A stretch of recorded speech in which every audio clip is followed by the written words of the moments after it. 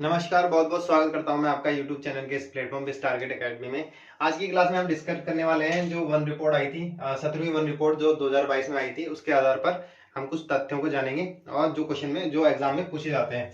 देखिए, ये one report थी, 17वीं वन रिपोर्ट थी, तो 13 जनवरी 2022 को ये प्रकाशित हुई। ठीक है, ये प्रकाशित कौन करता है? ये आपका देहरादून से प्रकाशित होती है। ठीक है, ध्यान रखना, देहरादून से ये प्रकाशित होती है। ठीक है, देखिए, हर 2 साल में और कितने टाइम पीरियड में प्रकाशित होती है? दो वर्ष में ये प्रकाशित होती है रिपोर्ट, हर 2 वर्ष में।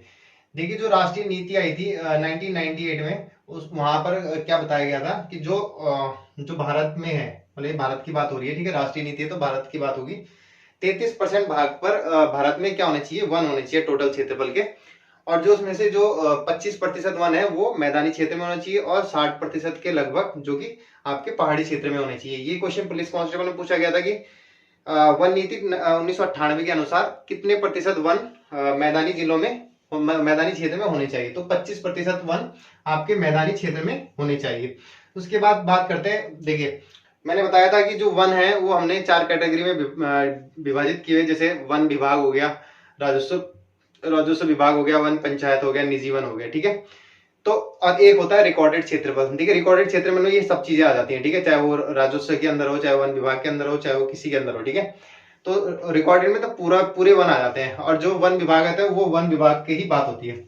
देखिए, जो वन विभाग के वनों में जो वृद्धि हुई है ना, वो 2.09 24,303 से 300 वर्ग किलोमीटर से लेके 24,305 वर्ग किलोमीटर के आसपास इसमें वृद्धि हुई। ठीक है, ये तो इतना इंपॉर्टेंट नहीं है, बस ये याद रखना कि 2.0। देखिए, जो वन रिपोर्ट आई थी उसके बाद वन विभाग के अंदर जो क्षेत्रफल में वृद्धि हुई है 2.09 की, और 24,303 से 24,305 वर्ग किलोमीटर की वृद्धि हुई है।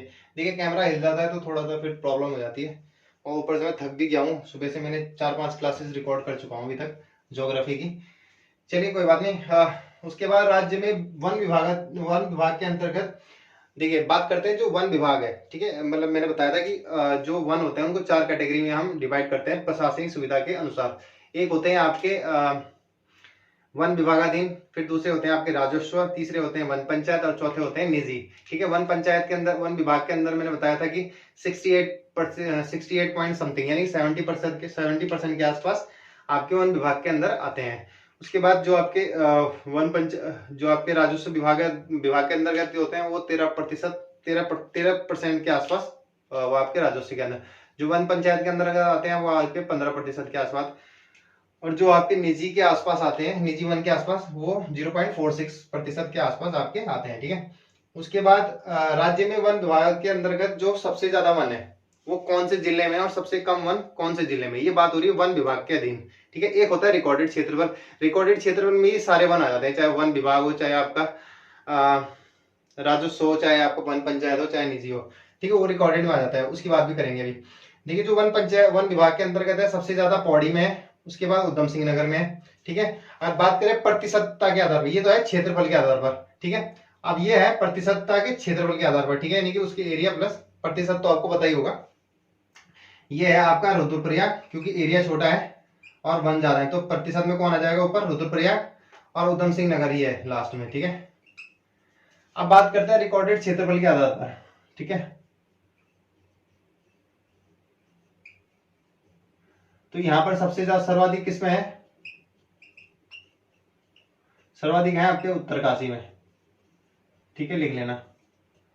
और सबसे कम है आपके हरिद्वार में। अब प्रतिशतता के आधार पर अगर मैं बात करूं तो सर्वाधिक है आपके, ओ सॉरी, यहाँ पर जो ये है ये नैनीताल है। ठीक है, ये वन विभाग के अंदर का, ये करेक्ट कर लेना, ये नैनीताल है। ठीक है, प्रतिशतता के आधार पर जो वन विभाग के अंदर सबसे ज्यादा वन है वो नैनीताल है। ठीक है, और यहाँ पर क्या होगा? ये उत्तरकाशी है सर्वाधिक रिकॉर्डेड, और सबसे कम हरिद्वार। उसके बाद सर्वाधिक प्रतिशतता के आधार पर ये आपका आ जाएगा रुद्रप्रयाग। ठीक है, और सबसे कम आ जाएगा आपका यही हरिद्वार। ठीक है, दोनों जगह हरिद्वार है। ठीक है, सबसे कम में रिकॉर्डेड में, सबसे कम में हरिद्वार, दोनों जगह है। बस यहाँ उत्तरकाशी है, यहाँ रुद्रप्रयाग है। और जो ये वाला है वन विभाग के अंतर्गत, यहाँ पे पौड़ी है सबसे ज्यादा, और प्रतिशतता के आधार पर नैनीताल, और सबसे कम दोनों जगह उधम सिंह नगर है। ठीक है, तो ये वन रिपोर्ट थी, कुछ इसके तथ्य थे। ठीक है, और आपकी ज्योग्राफी की क्लास आज समाप्त हो जाती है। कम से कम 8 से 10 क्लास आई होंगी ज्योग्राफी की, और यहाँ से आपका पूरा ज्योग्राफी का सिलेबस कवर हो जाता है। और हिस्ट्री की भी जल्दी समाप्त होने वाली है क्लासेस। फिर आपका रह जाएगा जिला सीरीज, और आपका परीक्षा वाणी के कुछ चैप्टर रह जाएंगे, वो हम जल्दी कर देंगे फिनिश। चलिए फिर मिलते हैं नेक्स्ट वीडियो में, तब तक के लिए धन्यवाद, जय हिंद।